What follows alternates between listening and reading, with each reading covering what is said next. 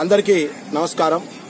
ఈరోజు కోదాడ మండలం ఎర్రవరంలోని బాల ఉగ్ర నరసింహస్వామి వారిని దర్శించుకొని పూజా కార్యక్రమంలో పాల్గొనడం నాకెంతో ఆనందాన్ని కలిగిస్తుంది।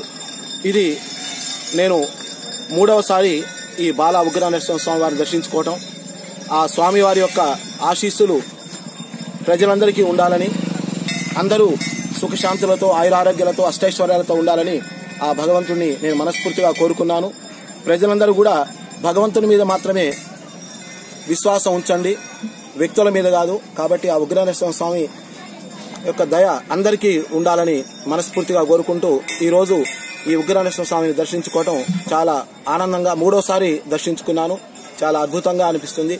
కాబట్టి ఆ స్వామివారి దయ ప్రతి ఒక్కరికి ఉండాలని, అందరూ బాగుండాలని మనస్ఫూర్తిగా కోరుకుంటూ ముగిస్తున్నాను।